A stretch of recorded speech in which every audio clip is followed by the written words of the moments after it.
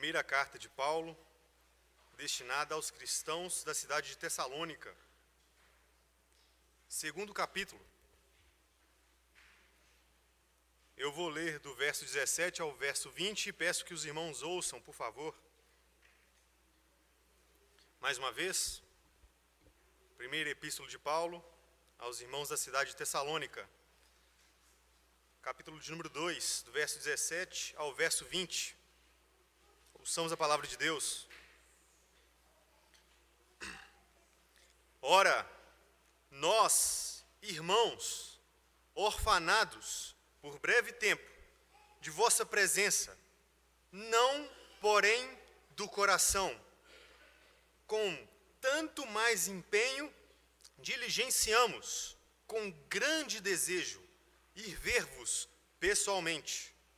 Por isso, quisemos ir até vós, pelo menos eu, Paulo, não somente uma vez, mas duas. Contudo, Satanás nos barrou o caminho. Pois quem é a nossa esperança, ou alegria, ou coroa em que exultamos na presença de nosso Senhor Jesus em sua vinda? Não sois vós? Sim, vós sois realmente a nossa glória e a nossa alegria. Oremos, meus irmãos. Senhor Deus e Pai bendito, mais uma vez estamos diante da Tua palavra. Ó Deus, fala aos nossos corações. Espírito Santo de Deus, fala aos nossos corações. Precisamos de Ti, ó Deus. Nos ajude, nos capacite a não somente lermos a palavra de Deus, mas também compreendermos esta palavra maravilhosa e também aplicá-la às nossas vidas. Nos ajude, ó Deus, e ajude-me também. Querei transmitir esta palavra. É o que eu te peço, ó Deus, confiado no Teu poder e somente no Teu poder. Em nome de Jesus, amém. Irmãos, tenho procurado expor esta primeira carta a vocês. E eu me esforcei nos últimos sermões em deixar algumas coisas bem claras. E eu vou mais uma vez compartilhá-las com vocês, para que antes de entrarmos no texto, venhamos a ter algumas ideias importantes, para não entrarmos de imediato nestes versos. A primeira coisa que eu queria deixar clara para os irmãos é que o propósito do apóstolo Paulo em escrever esta carta é que ele queria agradecer a Deus pela boa obra que estava sendo realizada por Deus na vida daqueles irmãos da cidade de Tessalônica. Isso pode ser comprovado nos primeiros versos, onde Paulo diz dar graças a Deus, porque ele via na vida daqueles irmãos uma fé operante, um amor abnegado e uma firme esperança em nosso Senhor Jesus Cristo.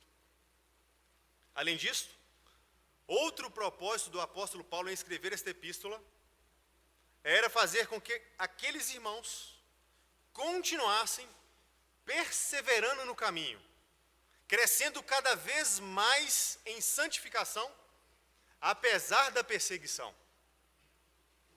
E eles estavam trabalhando diligentemente nisto, pois na continuidade deste primeiro capítulo, é dito que aqueles homens e aquelas mulheres se tornaram modelos para os cristãos de toda a região da Macedônia e da Acaia. Era repercutido a fé deles e como eles tinham abandonado os ídolos e agora estavam servindo ao Deus vivo e verdadeiro, esperando dos céus o Filho de Deus, a saber, Jesus Cristo, ressurreto dentre os mortos e que nos livra da ira vindoura. E então, naquele momento eu procurei aplicar aos irmãos a seguinte importância: nós devemos pregar a palavra de Deus, mas não somente em palavra, mas sobretudo em poder no Espírito. Porque aquela transformação que ele viu lá na cidade de Tessalônica, e que confirmava a eleição deles, veio por meio do Evangelho, pregado, sobretudo, em poder. A segunda coisa que eu procurei deixar clara para os irmãos é que aquilo, com efeito, transformou a vida daqueles irmãos. O apóstolo Paulo, no capítulo de número 2, bem no início, começa a dizer a respeito e falar a respeito do seu ministério, sobre o trabalho por ele realizado e pelo trabalho do Espírito Santo na vida dele. E aquele Espírito que habitava e estava transformando a vida daqueles irmãos da cidade de Tessalônica, era o mesmo Espírito que habitava nele, fazendo com que ele ficasse confiante no que diz respeito à pregação do Evangelho, apesar das perseguições. E então Paulo tinha uma vida piedosa, mas não por méritos próprios, nem os irmãos da cidade de Tessalônica, mas por causa da palavra de Deus que foi pregada e por meio da atuação do Espírito Santo. E então, naquela ocasião, procurei fazer também uma aplicação. Irmãos, se a palavra chegou até nós precisamos viver por modo digno daquele que nos chamou para o seu reino e glória. Ninguém poderia acusar o apóstolo Paulo, nem mesmo aqueles judeus incrédulos, porque ele andava por modo digno daquele que o chamou para o seu reino e glória. Semelhantemente, devemos proceder e viver desta maneira. Uma outra coisa que eu procurei deixar clara para os irmãos, e agora nós estamos no verso 13 do capítulo 2, era o seguinte: aqueles irmãos receberam a palavra de Deus como ela de fato é, não palavra de homens, mas palavra do próprio Deus. E ela estava operando eficazmente na vida deles, aqueles que criam pela fé. Prova disto é que eles estavam sendo perseguidos e, portanto, se tornaram imitadores daqueles irmãos da Judeia, pois estes estavam sendo perseguidos pelos judeus da mesma maneira que eles estavam sendo perseguidos pelos seus compatriotas na cidade de Tessalônica. E naquele instante também, eu procurei fazer para os irmãos algumas aplicações. Duas aqui já bastam. A primeira delas: nós também temos que crer na palavra de Deus como de fato ela é, a saber, como palavra de Deus. Isso não significa meramente uma apreensão intelectual da verdade, mas pensar e viver segundo os ditames do Senhor, uma vida perante a face do Senhor, uma vida toda voltada não para nós mesmos, para uma vida diante de Deus. E a outra aplicação: os perseguidores da comunidade dos santos não ficarão impunes. Haverá um dia que todo homem terá que prestar contas a Deus. E nesse dia, terror, angústia, horror virão sobre a vida daqueles que não confessarem Jesus Cristo como Senhor e Salvador da vida deles. Nesse dia, será glória para nós, mas terror para esses homens que acreditam ser superiores ao próprio Deus. Tendo então dito estas coisas, agora vamos analisar os versículos que nós lemos. Mas antes, um pouco de água, para variar.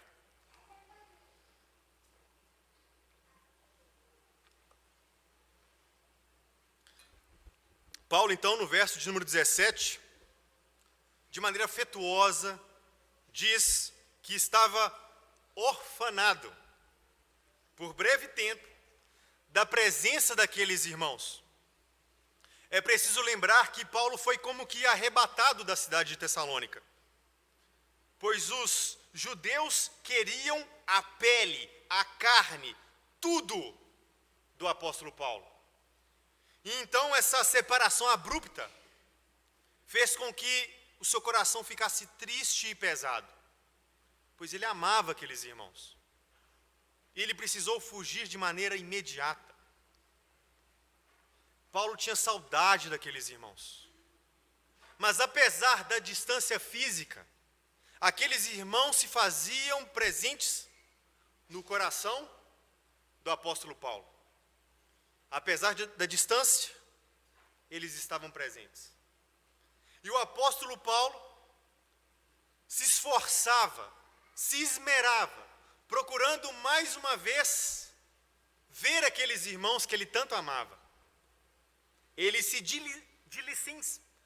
acho que não vou conseguir falar essa palavra, melhor dizendo, ele se esforçava, eu vou repetir. Obrigado. Diligenciava-se. Procurava mais uma vez ver aqueles irmãos. E como vocês acham, meus irmãos, que nós poderíamos resumir toda essa ideia do primeiro versículo em poucas palavras? Eu resumiria dessa maneira: o amor da amizade.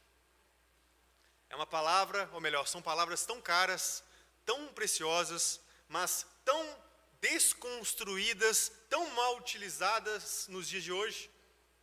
Quer ver um exemplo? Você tem Facebook? Entre no Facebook. Amigos, 500, 1000, 5.000 amigos. E alguns gabam-se disso, né?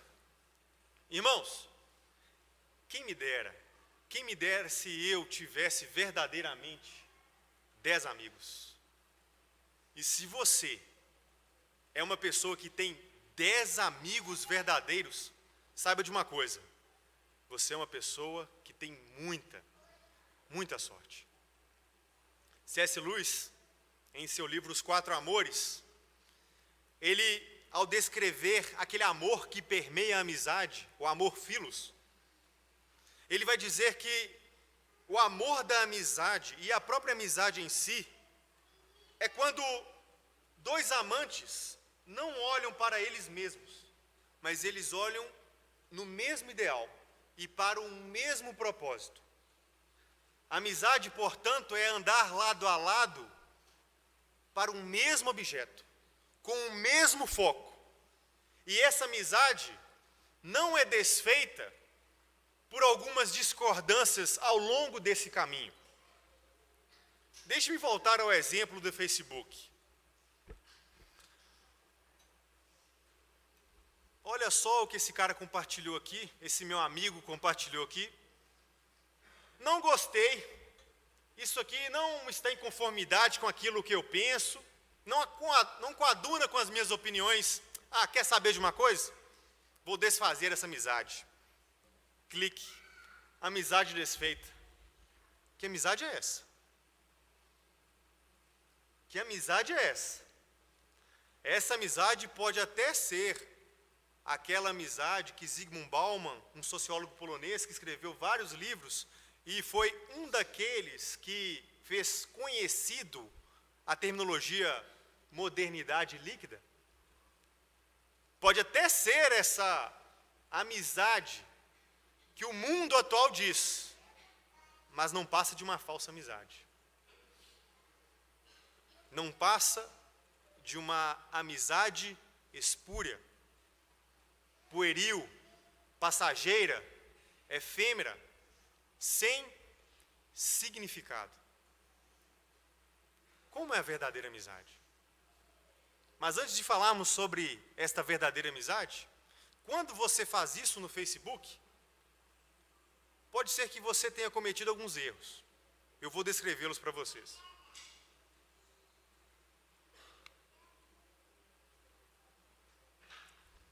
Suponhamos que aquilo que a pessoa compartilhou, a pessoa que você desfez a sua amizade, seja de fato alguma coisa que é contrária à nossa fé. Mas não somente isso, mas também ofende a nossa fé. Esta pessoa está compartilhando algo, e mesmo que você converse com ela, ela é implacável. Ela não vai mudar de ideia.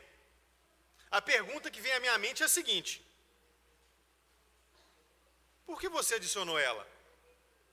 Por que você adicionou alguém e você diz que essa pessoa é amiga, contudo ela pensa de uma maneira totalmente contrária a você?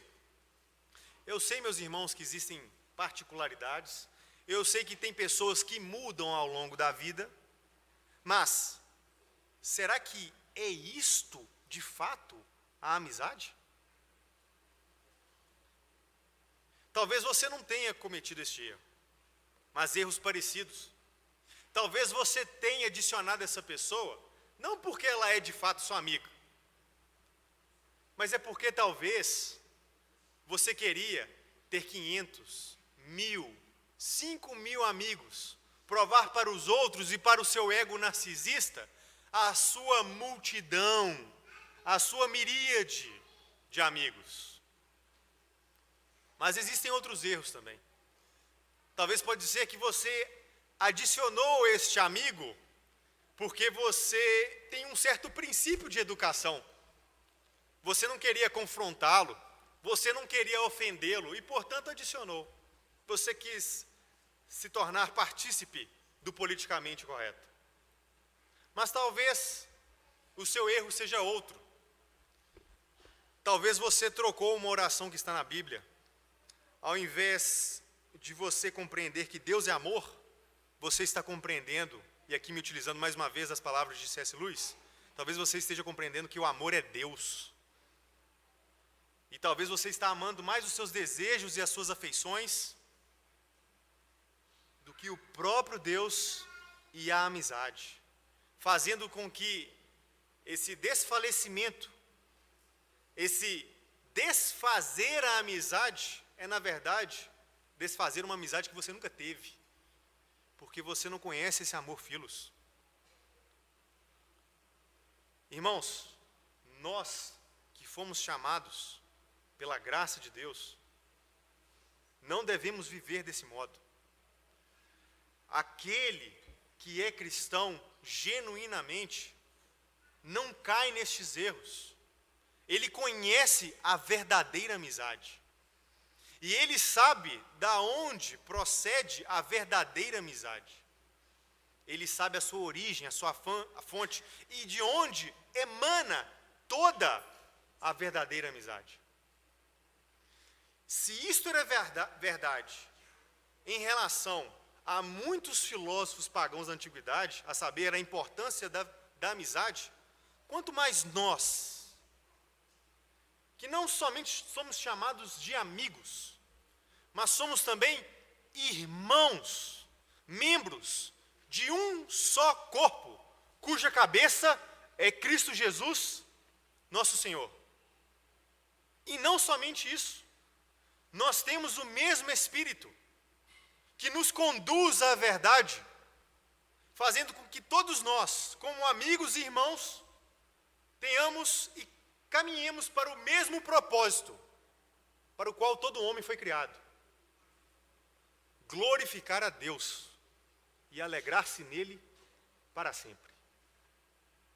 Se isso é uma verdade para os pagãos, e para nós, que temos o amor de Deus derramado em nossos corações. Portanto, meus irmãos, o meu desejo é que o amor da amizade seja derramado em nossos corações, fazendo com que a presença desses amigos esteja em nosso coração, mesmo este amigo estando ausente fisicamente, ou até mesmo presente fisicamente. Mas mais do que isso, o meu desejo é que o Espírito de Cristo venha abundar o coração de cada um de vocês, pois Ele é o nosso melhor amigo. Ele é aquele amigo que através da sua morte fez com que não mais fôssemos inimigos de Deus. Cristo é o nosso verdadeiro amigo. Talvez você não tenha 10 amigos, talvez você não tenha 5 amigos, talvez você não tenha 3 amigos, mas esteja certo disto: se você tem Cristo, você tem um amigo que vale por todos os outros amigos. Confie nisto, confie em Cristo. Avançando no texto, versículo de número 18, Paulo vai dizer que ele desejava ver aqueles irmãos.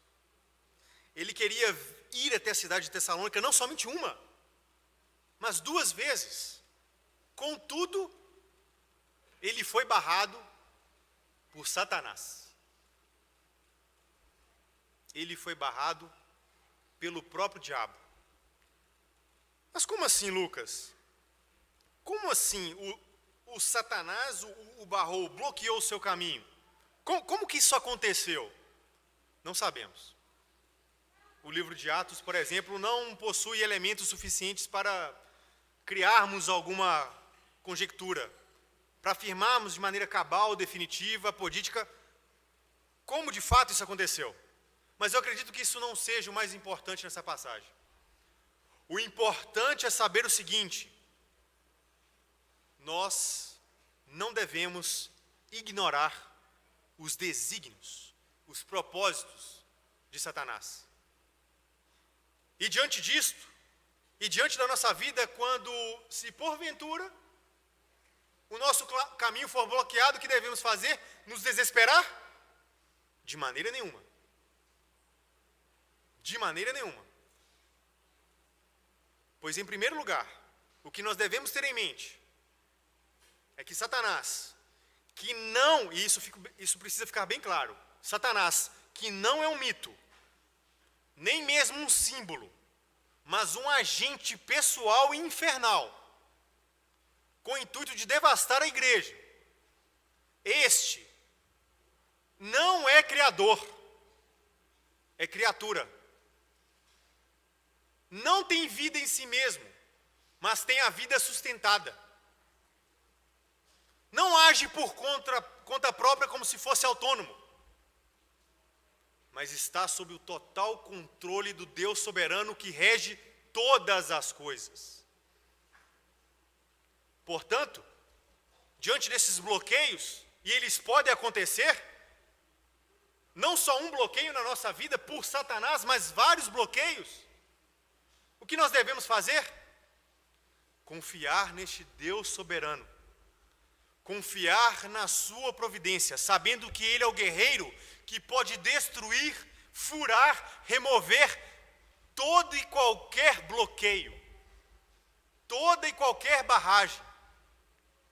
Deus pode fazer tudo isso e muito mais do que imaginamos. Uma segunda coisa, quando esse bloqueio surgir, se porventura ele surgir na sua vida, Deus é perito em transformar mal em bem. Pode ser que Ele está fazendo, sabe o quê? Ao invés de você ficar fechado em si mesmo, com os olhos voltados para as coisas da terra, talvez Deus está querendo que você se abra para Ele, para buscá-lo de todo o coração. Talvez esse bloqueio seja para você refletir sobre aquilo que você está dando prioridade. Talvez Deus está fazendo com que Satanás bloqueie o seu caminho, para que você volte mais uma vez para o amigo que é Cristo e não para o inimigo que é Satanás. E há uma terceira coisa que este verso ainda me ensina.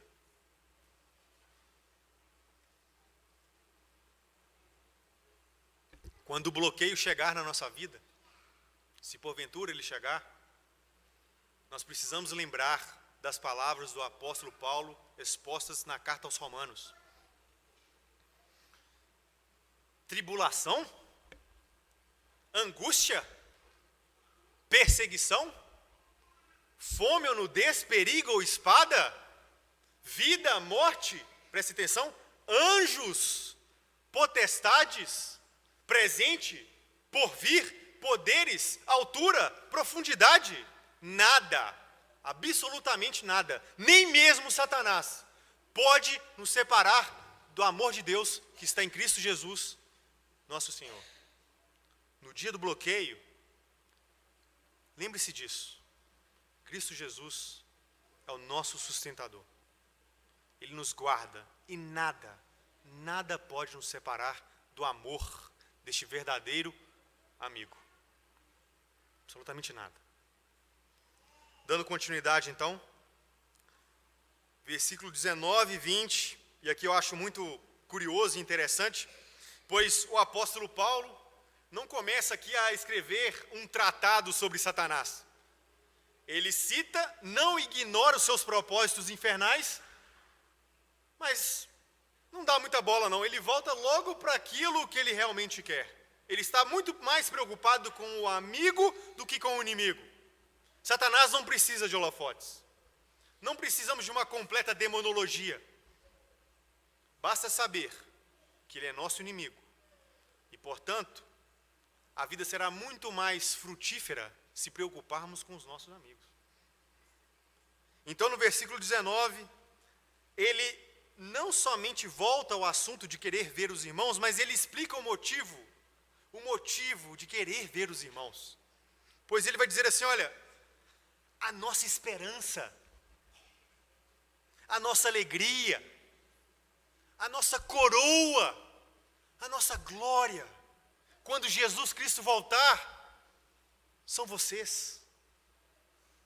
Num primeiro momento eu posso até concordar que pode dar uma impressão que o apóstolo Paulo está tratando aqueles irmãos como se fosse uma espécie de objeto. Nossa coroa, nossa esperança, como se ele estivesse mais voltado para si. Mas isso é apenas uma impressão quando nós prestamos atenção no contexto e na revelação bíblica como um todo. Eu já acabei com quase toda a água ali. Um pouquinho já será suficiente. Paulo aqui está querendo abrir o seu coração, abrir a sua alma, demonstrar o que está lá dentro. E sabe o que ele está querendo desvelar, demonstrar? É que aqueles irmãos são preciosos. Aqueles irmãos são verdadeiros amigos dele. Quando ele utiliza estas palavras, ele está demonstrando as suas afeições sinceras e santas. Quando ele está dizendo coroa, é claro, devemos entender isso como uma figura de linguagem. Mas tem um significado também. E nós precisamos entender isso. Eu compreendo esse texto da seguinte maneira. O apóstolo Paulo está afirmando o seguinte: quando o Senhor Jesus Cristo voltar, estes irmãos da cidade de Tessalônica vão participar comigo da vida bendita, das delícias eternas. Eles são a minha esperança, a minha glória, a minha alegria, a minha coroa, porque eu fui participante disto.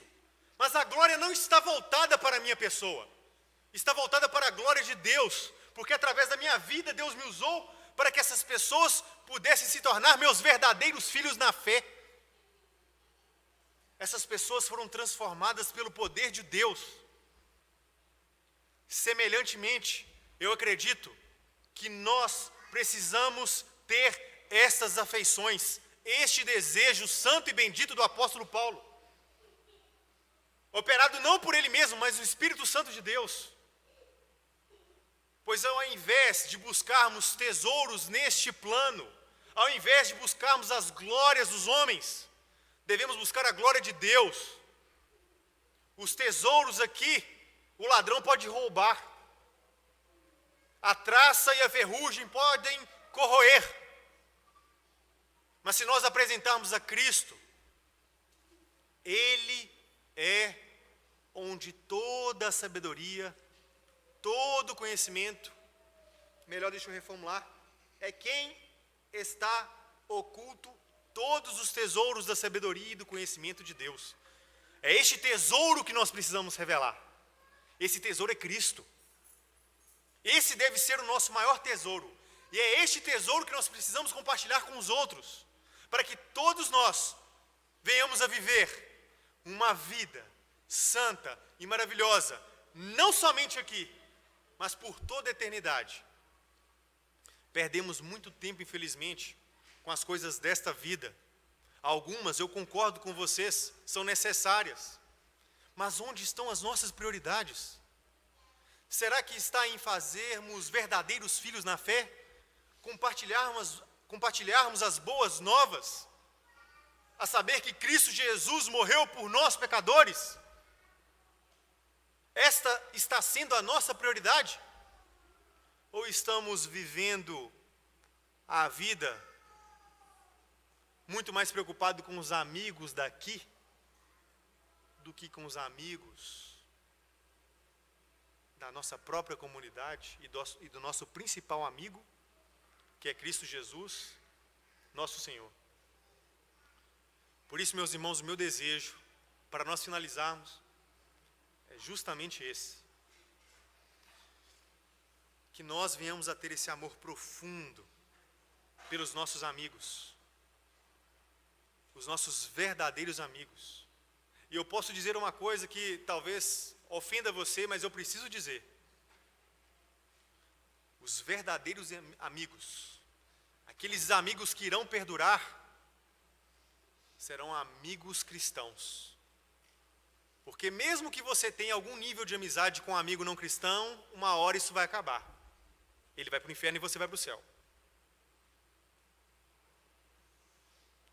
Então você precisa olhar muito bem quem são os seus verdadeiros amigos. E que fique bem claro, eu não estou dizendo que você agora, a partir de agora, vai escapar do mundo e vai ficar guardado, retido como um estanque na igreja, procurando amigos dentro da igreja. Eu não estou dizendo isso. Mas olhe bem, quem são os seus amigos? Mas, acima de tudo, tenha sempre como seu principal e maior amigo Jesus Cristo, o nosso Senhor. Aquele que, como eu disse, agora repito, é o amigo que fez com que nós não fôssemos mais inimigos de Deus. Que Deus nos ajude e tenha misericórdia de nós.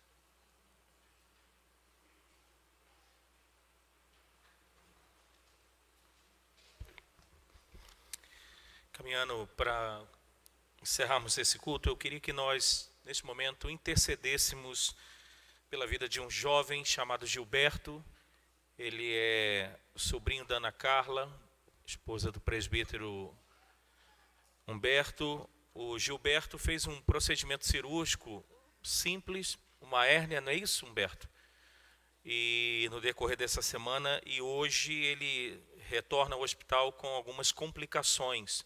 Inclusive, deve estar passando pelo procedimento cirúrgico agora para tentar solucionar essa situação, esse desdobramento do primeiro procedimento. Vamos interceder por ele agora? Queria que você clamasse a Deus pela vida do Gilberto, desse jovem de 26 anos, que carece da graça do Senhor, da misericórdia do Senhor sobre ele.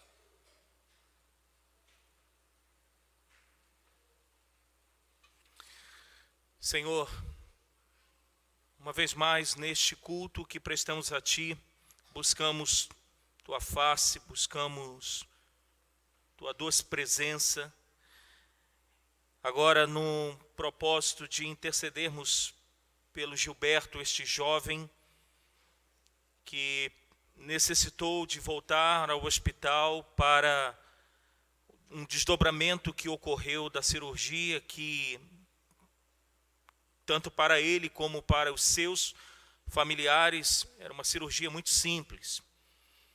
E agora ele retorna ao hospital com algumas complicações.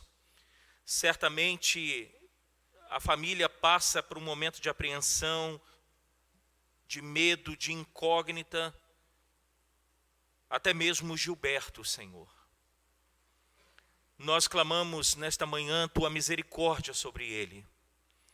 Nós clamamos que os meios ordinários, o profissional que está ali dedicado ao seu corpo, à manutenção da sua saúde, os enfermeiros, os medicamentos, todos estes meios ordinários façam, ó Deus,